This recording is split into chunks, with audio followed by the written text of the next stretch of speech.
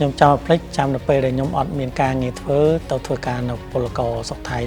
យើងមានកម្លាំងយើងធ្វើការគេចុះឧទាហរណ៍ថ្ងៃណាមួយយើងអត់មានកម្លាំងហើយយើងអត់មានចំណេះអីយើងមកសុខខ្មែរយើងត្រូវធ្វើវិញអញ្ចឹងខ្ញុំគុំសម្រាប់ចិត្តរៀនវិទ្យាសាស្ត្រគ្រឿងសម្អាង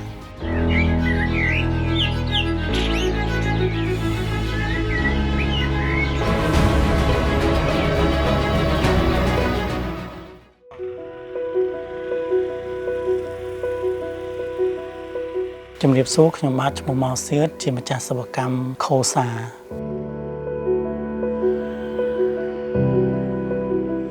ទីតាំងយើងសង្ហែនៅពោធិ៍ត្បូងនៅភូមិសំរោងមួយឃុំសំរោងស្រុកសង្កែខេត្តបាត់ដំបងជីវិតពីមុនក្រុមគ្រួសារខ្ញុំនិយាយទៅពិបាកកាលពីមុនយើងជាអ្នកនៅតាមជ័យដែនអញ្ចឹងណាធ្លាប់ទៅថៃម្ដងដែរទៅលមុនគេយកទៅលក់គេយកទៅដាក់ទៅចុះទូដឹងថាគេយកទៅលក់ក៏រត់ត្រឡប់មកវិញហើយជានៅឆ្នាំ2015ខ្ញុំទៅថៃមួយសារទៀតទៅថៃទៅសួរមានមិត្តភ័ក្តិគេនៅថៃសួរថាមានការងារធ្វើអត់មិត្តភ័ក្តិថាមិនសូវមានទេតែថាឥឡូវឲ្យទៅបានទៅនៅសិនទៅចាខ្ញុំដើរដាក់ពាក្យសុំធ្វើការអញ្ចឹងណាយើងមានកម្លាំងយើងធ្វើការគេចុះឧទាហរណ៍ថ្ងៃណាមួយយើងអត់មានកម្លាំងហើយយើងអត់មានចំណេះអីយើងមកសុខខ្មែរយើងត្រូវធ្វើវិញអញ្ចឹងខ្ញុំត្រូវការគិតថាតោះខ្ញុំគុំសម្រាប់ចិត្តរៀនវិទ្យាសាស្ត្រគ្រឿងសម្អាងនៅឃើញអត់ភ្លេចពេលដែលខ្ញុំរៀនវិទ្យាសាស្ត្របានចប់ខ្ញុំសប្បាយចិត្តគិតថានឹងមកខ្មែរវិញយើងនឹងបង្កើតមុខរបរខ្លួនឯងផ្ទាល់ឈុំបស៊ីជំនួសសុខគេថ្ងៃដែលខ្ញុំសប្បាយចិត្តអត់ភ្លេចមកទល់ឥឡូវហ្នឹង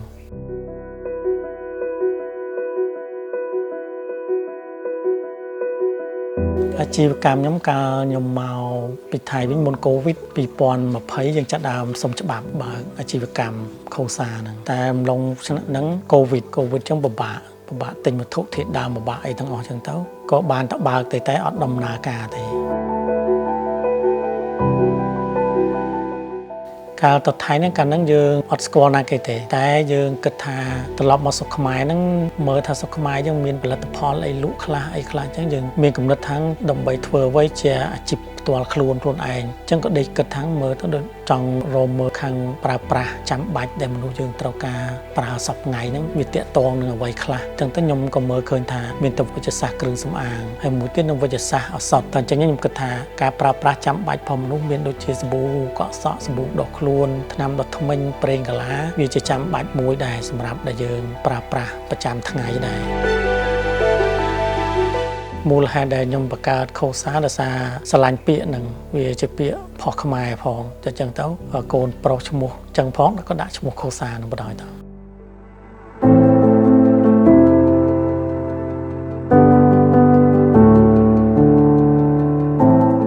ឆ្នាំថ្មីយើងដែលវិនិវត្តថ្មីនេះគឺដំបូងយើងប្រមូលវត្ថុធាតុដើមយើងប្រហែលចំនួនប្រហែលជាដូចមានម្សៅស្នាយមេឃស្នាយស្លឹកស្នាយហ្នឹងយើងមកវាយចេញជាម្សៅស្នាយហើយបន្ទាប់មកយើងមានការភ្លូវាធ្វើឲ្យធ្មេញយើងក្លិនប្រហើរហើយកាត់បន្ថយរយៈស៊ីធ្មេញស៊ីអីហ្នឹងឯងដែរបន្ទាប់តែយើងរៀបចំវត្ថុធាតុដើមហើយមកយើងនឹងមានការធ្វើតេស្តដើម្បីឲ្យជាស្តង់ដារបន្ទាប់មកយើងនឹងរៀបចំការវេចខ្ចប់បីទៅតាមតម្រូវការអតិថិជន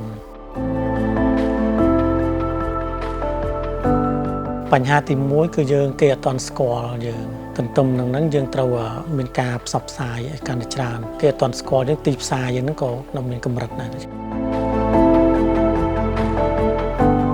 តថ្ងៃអនាគតខ្ញុំចង់ខូសាខ្លាយជាក្រុមហ៊ុនមួយនៅក្នុងស្រុកដែលនឹងមានប្រជាពលរដ្ឋខ្មែរយើងទទួលស្គាល់នៅលើផលិតផលខ្លួនឯងមានមោទនភាពដែលបានប្រើប្រាស់ផលិតផលខ្លួនឯងជានិរន្តរភាពតទៅមុខទៀតមាននៅលើទីផ្សារនៅថ្ងៃអនាគតមួយហ្នឹង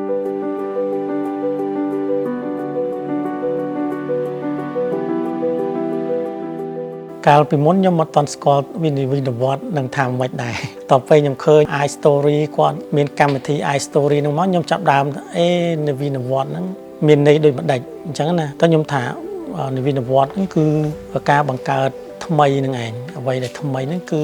ហៅថានិវិនវត្តអញ្ចឹងទៅខ្ញុំកាន់តែយល់នៅក្នុង iStory គាត់មានកម្មវិធីហ្នឹងខ្ញុំកាន់តែយល់កាន់តែច្រើនជាងមុនកាលមុនមានន័យថាយើងផលិតថ្មីដែរក៏យើងអត់ទាន់ដឹងដែរតែពេលមាន iStory គាត់និយាយថា នៅវិនវត្តហ្នឹងយើងចាប់ដើមនឹកគិតថានៅវិនវត្តវាមួយគួរចាប់អារម្មណ៍វាជាអ្វីដែលយើងត្រូវតែដឹងនៅវិនវត្តយើងនឹងផ្ដោតតែថ្នាំដោះធ្មេញយើងដោះស្រាយនៅបញ្ហា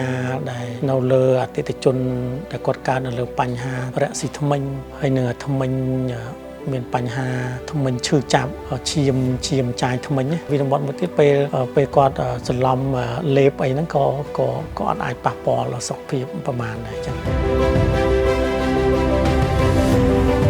ងរាល់ការបង្កើតអាជីវកម្មឬមុខរបរយើងត្រូវសិក្សាឲ្យច្បាស់នៅលើអាជីវកម្មហ្នឹងជាពិសេសគឺការធ្វើផែនការអាជីវកម្មផុសខ្លួនហ្នឹងឯងយើងសិក្សាច្បាស់ទៅយើងបង្កប់អាជីវកម្មវាអត់បរាជ័យទេបើសិនកាលណាយើងធ្វើអត់បានសិក្សាច្បាស់លាស់នៅផែនការហ្នឹងយើងធ្វើទៅតាមអារម្មណ៍ដែលនឹកឃើញតែចង់ហ្នឹងវាអត់ទទួលនៅភាពជោគជ័យប្រហែលទេតែបើសិនតែយើងមានផែនការអាជីវកម្មត្រឹមត្រូវការវិភាគច្បាស់លាស់ហើយនឹងនៅលើអ្វីដែលយើងចង់បានហ្នឹងឲ្យគ្រប់ជ្រុងជ្រោយរួចយើងបង្កើតអាជីវកម្មហ្នឹងនឹងបានអត្ថប្រយោជន៍ល្អរាប់មករកអាជីវកម្មដែលយើងធ្វើហ្នឹងខ្ញុំមានតែប៉ុណ្្នឹងហើយគ្រាន់ថាបើសិនតែយើងអត់បានសិក្សាវាច្បាស់ទេវាធ្វើឲ្យយើងហ្នឹងដើរយឺត